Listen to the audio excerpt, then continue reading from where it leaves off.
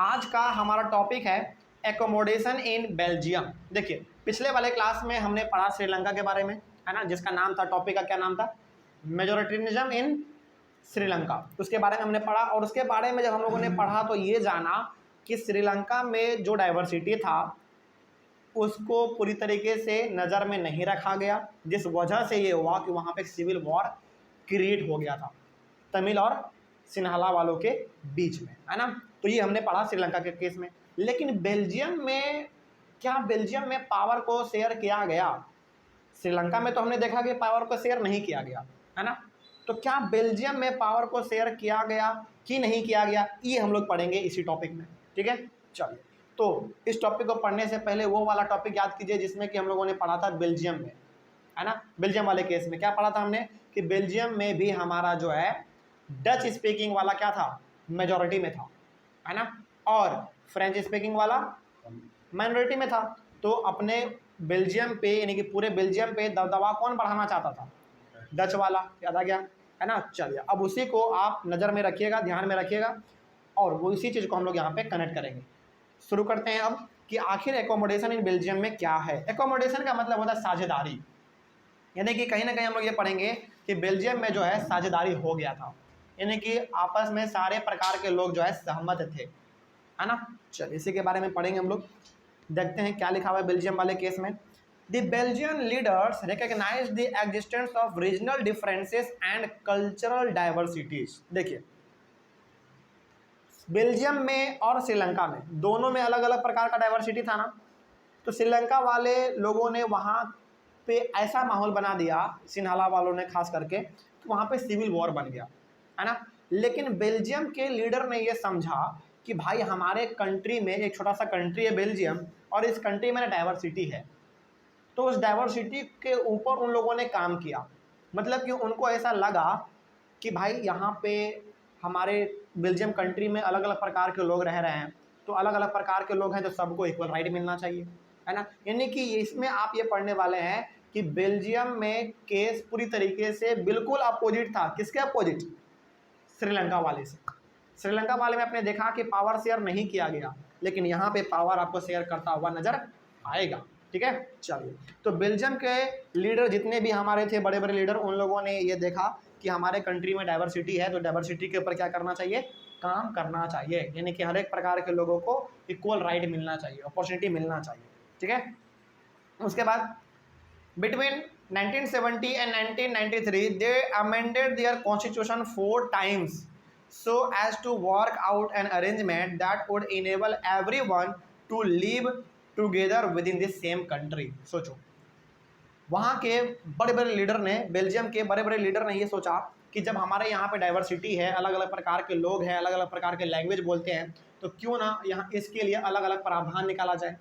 तो बेल्जियम में हर एक प्रकार के लोग आपस में मिलजुल के रह सके, सुख शांति से रह सके, इसके लिए वहाँ के लीडर ने अपने संविधान को 4 बार सुधारा। अमेंडमेंट का मतलब सुधारना, उसमें संशोधन करना, बदला नहीं, सुधारा।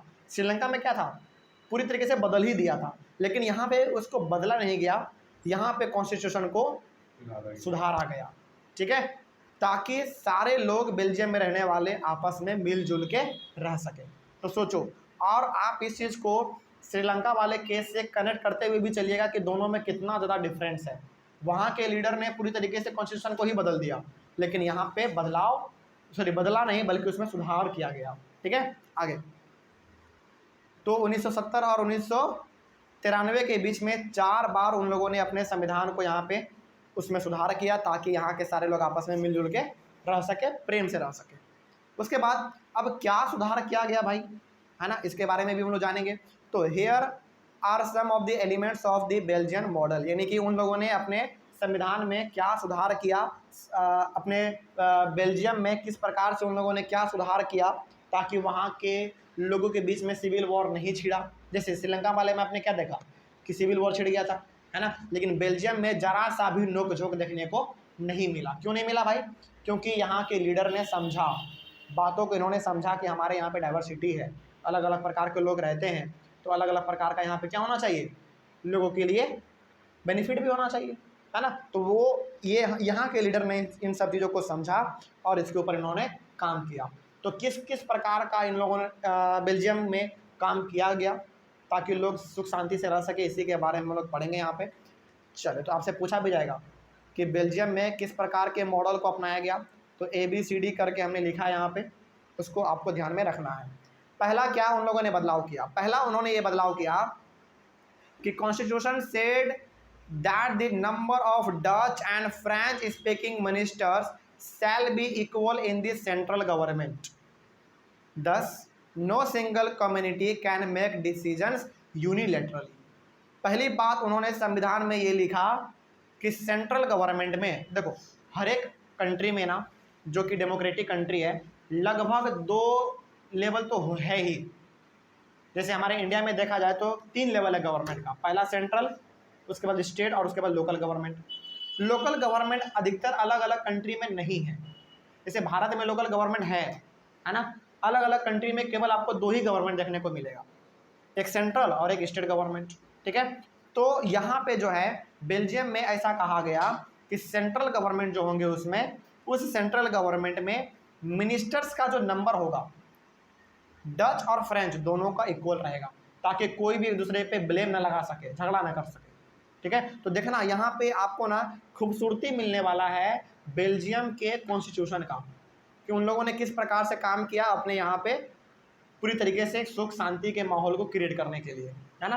तो उन लोगों ने पहला ही अपने संविधान में संशोधन किया, अपने बदलाव उन्होंने ये सुधारा कि सेंट्रल गवर्नमेंट में मिनिस्टर का नंबर बराबर रहेगा, फ्रेंच का भी और डच का भी बराबर रहेगा, ताकि दोनों के बीच में झगड़ा ना हो सके, है ना। आगे अच्छा, बराबर इसलिए भी किया गया ना ताकि कोई भी एक कम्युनिटी का लोग किसी भी प्रकार से कोई डिसीजन ना ले सके, है ना। जैसे हो सकता है कि डच वाले के मन में आया रातों रात कोई सपना, ये बदला जाए, उन्होंने बदल दिया, तो ऐसा नहीं हो सकता है।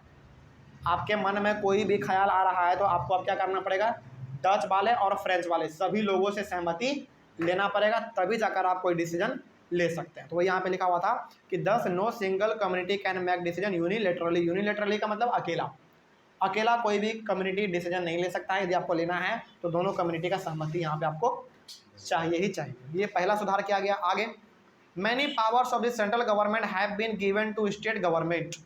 The state governments are not subordinate to the central government. समझिए इस चीज को, बहुत सारे अलग अलग पावर को सेंट्रल गवर्नमेंट जो है स्टेट गवर्नमेंट को दे दिया गया। जैसे इंडिया का एग्जांपल आप लीजिए, फॉर एग्जांपल इंडिया में क्या है, सेंट्रल गवर्नमेंट भी है, स्टेट गवर्नमेंट भी है और लोकल गवर्नमेंट भी है। लोकल गवर्नमेंट को कुछ देर के लिए अलग रख दीजिए, तो बचा कौन हमारा, सेंट्रल और स्टेट गवर्नमेंट।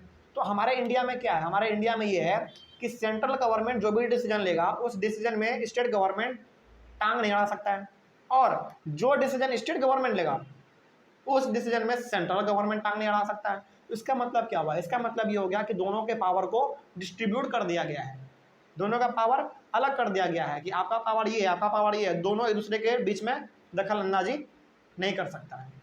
बात समझ में आ रही है।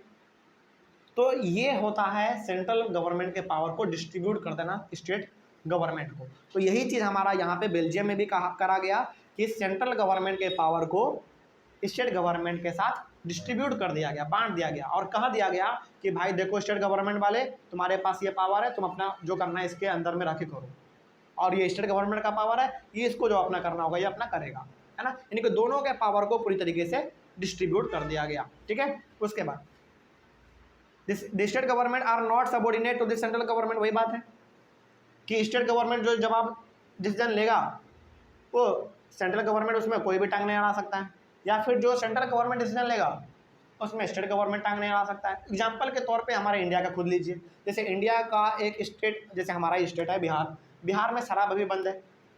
तो जब शराब बंद यहाँ पे बिहार में किया गया तो किसने बंद किया, सेंट्रल गवर्नमेंट या स्टेट गवर्नमेंट? स्टेट गवर्नमेंट ने किया, यानी कि बिहार गवर्नमेंट ने बंद किया। तो बिहार गवर्नमेंट ने जब शराब को यहाँ पे बंद किया तो क्या इसके लिए सेंट्रल गवर्नमेंट ने कुछ कहा होगा? नहीं कहा होगा। क्यों नहीं कहा होगा? क्योंकि पावर ही है बोलने का, पावर ही नहीं है बोलने का, बोल नहीं सकता है ना। बात समझ में आ रही है। तो स्टेट गवर्नमेंट ने यानी कि बिहार गवर्नमेंट ने जब डिसीजन लिया कि बिहार में शराब बंद होना चाहिए, तो इसमें किसी भी प्रकार का स्टेट गवर्नमेंट ने दखल अंदाजी, सॉरी सेंट्रल गवर्नमेंट ने दखल अंदाजी नहीं किया होगा। या फिर इसका अपोजिट भी देख लीजिए, सेंट्रल गवर्नमेंट ने 370 हटा दिया, जम्मू कश्मीर से हटाया ना, तो क्या उसके डिसीजन में स्टेट गवर्नमेंट यानी कि बिहार गवर्नमेंट दखल अंदाजी करने गया होगा कि आपने जम्मू कश्मीर से 370 क्यों हटाया? नहीं किया होगा। क्यों?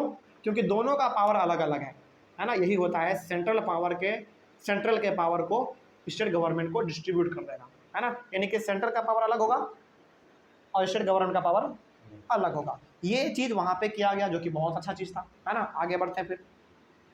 उसके बाद Brussels has a separate government in which both the communities have equal representation. यहाँ पे ब्रुसेल का बात कर रहा है। ब्रुसेल कौन था बताइए? कैपिटल था बेल्जियम का, है ना। तो बेल्जियम का जो कैपिटल है हमारा ब्रुसेल। अच्छा, ब्रुसेल में आपने क्या देखा था? ब्रुसेल में भी थोड़ा सा उटपटांग सिस्टम था, हाँ, है ना। यानी कि ब्रुसेल में आपने क्या देखा? ब्रुसेल में आपने देखा था कि फ्रेंच बोलने वालों का संख्या ज़्यादा था और डच बोलने वालों का संख्या कम था। लेकिन पूरे बेल्जियम का हम लोग यदि बात करें तो डच बोलने वाले का संख्या ज़्यादा था और फ्रेंच बोलने वाले का संख्या कम था। यानी कि ज़्यादा गंभीर मामला कब हो गया था? ब्रुसेल में हो गया था। तो ब्रुसेल का जो पूरी तरीके से अलग ही गवर्नमेंट बना दिया गया, यानी कि ब्रुसेल को पूरी तरीके से उसका जो गवर्नमेंट होगा वो अलग होगा। जैसे इंडिया का बात यदि हम लोग करें तो इंडिया का कैपिटल क्या? Delhi, basically new Delhi. तो न्यू दिल्ली का जो गवर्नमेंट होगा वो पूरी तरीके से अलग होगा, उसमें किसी भी प्रकार का कोई दखल अंदाजी नहीं होने वाला है, ठीक है। चलिए आगे बढ़ते हैं। और ब्रुसेल में भी, अच्छा, ब्रुसेल में संख्या किसका ज़्यादा था? फ्रेंच बोलने वालों का। लेकिन यहाँ पे क्या करा गया? यहाँ पे करा गया कि दोनों फ्रेंच और डच दोनों का जो है यहाँ पे बराबर दबदबा रहेगा, इक्वल रिप्रेजेंटेशन, यानी कि दोनों का मिनिस्टर क्या रहेंगे यहाँ पे भी इक्वल रहने वाले हैं। बात समझ रहे हैं? चलिए आगे बढ़ते हैं फिर। तो यहाँ पे आपको अभी फिलहाल जो है ना 3 प्रकार का गवर्नमेंट देखने को मिल गया। पहला सेंट्रल गवर्नमेंट, दूसरा स्टेट गवर्नमेंट और तीसरा ब्रुसेल का एकदम सेपरेट गवर्नमेंट, एकदम 3 प्रकार का। सोचो कितना अच्छा यहाँ पे काम किया जा रहा था। यही काम यदि श्रीलंका में हो जाता तो क्या उतना ज़्यादा लड़ाई पीट होता? नहीं होता। खैर उन्होंने उतना दिमाग नहीं लगाया, इसीलिए वहाँ पे हुआ। खैर आगे बढ़ते हैं। और क्या लिखा हुआ है इसके बारे में? सी नंबर तो हमारा हो गया। आगे, apart from this central and state government, central और स्टेट गवर्नमेंट के अलावा ब्रुसेल का जो गवर्नमेंट था उसके अलावा भी there is a third kind of government that is community government. Brussels का तो केस ही अलग है, खास करके ब्रुसेल का तो एक अलग ही गवर्नमेंट बना दिया गया। लेकिन बेल्जियम में अभी फिलहाल कितना गवर्नमेंट? 2 गवर्नमेंट, एक सेंट्रल गवर्नमेंट और एक स्टेट गवर्नमेंट। इन दोनों के अलावा भी एक और गवर्नमेंट वहां पे फॉर्म किया गया बेल्जियम में, जिसका नाम था कम्युनिटी गवर्नमेंट, ठीक है। कम्युनिटी गवर्नमेंट उसका नाम था। आगे, community government is elected by people belonging to one language community either by Dutch, French और German speaking, no matter where they live. लेकिन यहाँ पे कम्युनिटी गवर्नमेंट के साथ में एक थोड़ा सा समस्या है। समस्या क्या है? समस्या ये है कि कम्युनिटी गवर्नमेंट को कोई एक ही लैंग्वेज बोलने वाले इलेक्ट कर सकते हैं। देखिए यहाँ पे साफ लिखा हुआ है, community government is elected by people belonging to one language community either by Dutch, French और German speaking, no matter where they live. यानी कि इसका मतलब ये हो गया कि कम्युनिटी गवर्नमेंट जो था हमारा तीसरा वाला गवर्नमेंट बेल्जियम में, उस गवर्नमेंट को केवल और केवल कोई एक ही लैंग्वेज बोलने वाले कम्युनिटी वाले लोग इलेक्ट कर सकते थे। चाहे वो डच बोलने वाले करे, चाहे वो फ्रेंच बोलने वाले करे, या फिर वो जर्मन बोलने वाले करे।